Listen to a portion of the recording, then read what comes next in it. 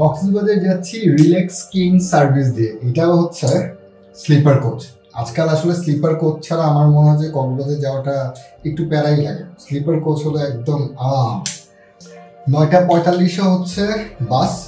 এখন বের হয়ে যাব। এবারে টিকিটটা খুব সুন্দরভাবে কেটেছি। এই কক্সবাজারের ভিডিও এই আসা যাওয়া করতে করতে একজনের সাথে পরিচয় হয়েছে। তার একটা এজেন্সি আছে, Raju Saint Martin travels agency. সেখানে আসলে এরকম টিকিটের সব সার্ভিস পাওয়া যায়, বাসের টিকিট, প্লেনের টিকিট, সেন্ট মার্টিন সার্ভিস সব কিছু। তো পরিচয় হওয়াতে এবার একটা কল দিলাম যে টিকিটটা কেটে দেওয়ার জন্য। উনি অলরেডি কেটে দিয়েছে, সো আমাকে কাউন্টারে যেতে হয়নি, কিছুই করতে হয়নি। আমি তাকে পেমেন্টটা পাঠিয়ে দিয়েছি, বিকাশ করে দিয়েছি। চলেন তাহলে বাসে উঠি।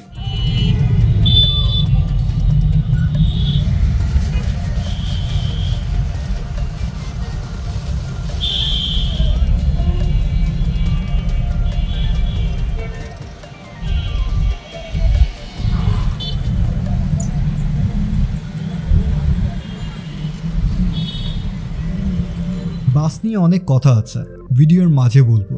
আগে ভিতরের অবস্থাটা দেখাই। টিভি আছে, চার্জার পোর্ট আছে, কলিং বেল আছে, কিন্তু কোনোটারই কানেকশন নেই। কোলবালিশ, বালিশ এবং ব্ল্যাঙ্কেট আছে, কিন্তু বালিশ এবং কোলবালিশের কভারের যেই বাজে অবস্থা, কখনো ওয়াশ করেছে বলে মনে হয় না। ব্ল্যাঙ্কেটেরও একই দশা। বাসের ইন্টেরিয়রের অবস্থা তেমন একটা সন্তোষজনক না। যাত্রী মোটামুটি ছিল, জানি না কতটুকু কষ্টে ছিল। অনেকদিন ক্লিন না করার কারণে ম্যাট্রেসটা মনে হচ্ছিল আঠা আঠা হয়ে আছে। কুমিল্লাতে হোটেল তাজমহল কমপ্লেক্সে এসে ব্রেক দিল। আমাদের কিছু খাওয়া দাওয়া দরকার, একটু ক্ষুধার্ত আমরা। রওনা দিয়েছিলাম হচ্ছে 10:30 বাজে। 1:20 আমরা হচ্ছে এখন কুমিল্লাতে আছি। কুমিল্লা তাজমহল হোটেল। অর্ডার দিয়েছি হচ্ছে খিচুড়ি, বিফ খিচুড়ি 300 টাকা, আর চিকেন খিচুড়ি হচ্ছে 280 টাকা। আমরা বিফ খিচুড়ি অর্ডার দিয়েছি 3টা, একটা হাড্ডি, 2টা মাংস। কক্সবাজার রুটে বা কুমিল্লা রুটে এখন যতগুলো হোটেল আমরা দেখতে পাই রাতের বেলার খাবারে, কোথাও পরোটা থাকে না, কেউ পরোটা সেল করে না, কারণ 100 টাকায় কাজ শেষ হয়ে যায়। এজন্য সবাই হচ্ছে খিচুড়ি, বিরিয়ানি এসব সেল করে, যাতে করে আসলে 300 টাকা 400 টাকা দিবে। এটা হচ্ছে আমাদের স্ট্র্যাটেজি। আর স্ট্র্যাটেজি এটা কি জানি বলে এখন, এটা সবাই মিলে যে করে, এটা সিন্ডিকেট টাইপ বলে। সিন্ডিকেট। বাসের সিটের কারণে মনে বড়ই কষ্ট, আমার বড়ই কষ্ট।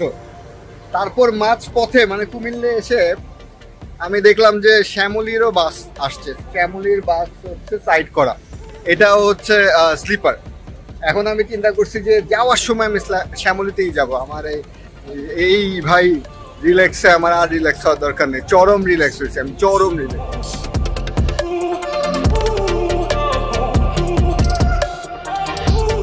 কভারগুলো অনেক ময়লা দেখে আমার টি শার্ট দিয়ে ঢেকে রেখেছি। বালিশ আমি একটু উঁচু পছন্দ করি, তাদের বালিশের ভিতরে কিছু নেই বললেই চলে। তাই বালিশ একটু উঁচু করতে বালিশের উপর 2টো ব্ল্যাঙ্কেট দিয়েছে। গ্লাসের সাইডগুলোতেও ময়লা জমে আছে, তারা পরিষ্কারই করে না। আমার বন্ধু একটু নিচু বালিশ পছন্দ করে, তাই শুধু বালিশ ঢেকে রেখেছে, আর আমি ওর ব্ল্যাঙ্কেট আমার বালিশ উঁচু করতে ব্যবহার করছে। আরে ভাই, ইয়ে ক্যা হ্যায়? RFL এর বোর্ড মার্কেটিং করলো নাকি বাস কোম্পানি এমন লেখা বোর্ড সস্তায় পেয়ে ইউজ করছে? এমন লেখা বোর্ড দেখে মোটেও ভালো লাগছে না।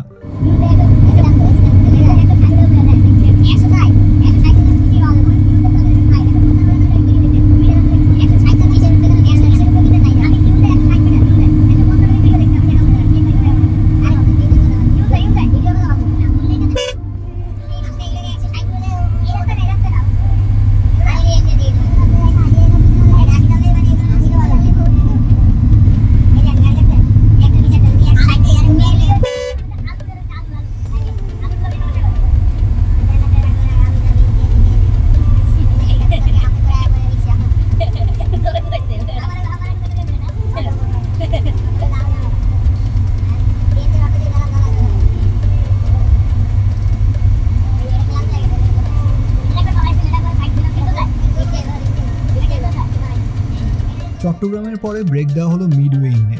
আমার কেন যেন মিডওয়ে ইন রেস্টুরেন্ট ভালো লাগে না। এই রুটে আমার শুধু 4 সিজন রেস্টুরেন্ট ভালো লাগে। তাই কোনো বাস যদি অন্য কোনো রেস্টুরেন্টে ব্রেক দেয় তাহলে আমি আর বাস থেকে নামি না। যেতে যেতে আরও কিছু ঘটনা বলি। রিল্যাক্স কিং সার্ভিস স্লিপার, এই বাসের কোনো কাউন্টার আরামবাগে নেই। আমি এই কথা জানতামই না।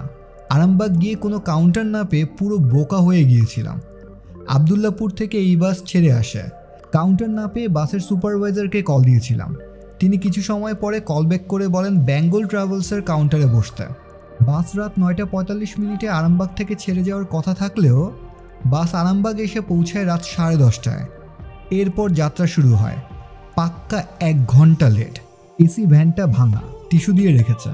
বাইরে তাকিয়ে নিজের মনটাকে ডাইভার্ট করার চেষ্টা করছিলাম। আমাকে আসলে পাগলে পেয়েছিল যে আমি এই বাসটা ট্রাই করতে চেয়েছিলাম। আসলে ঢাকা কক্সবাজার রুটে স্লিপার বাস আমার কাছে সবসময় বেস্ট মনে হয়। স্লিপার চালু হওয়ার পর থেকে আমি সবসময় স্লিপার বাসেই এসেছি, কিন্তু মনের মতো একটা স্লিপার বাস পাইনি, যার কারণে নতুন স্লিপার বাসের নাম শুনলে নিউ বাস ট্রাই করতে ইচ্ছে হয়। কিন্তু এই বাস তো কোনো দিক দিয়ে নতুন মনেই হয়নি, এবং এমন বাজে স্লিপার বাসে আমি আগে কখনোই উঠিনি। ফাইনালি পৌঁছালাম। বিশ্রামের খুব প্রয়োজন আমার। আল্লাহ আমাকে এমন বাজে স্লিপার বাসে আর উঠাইয়েন না।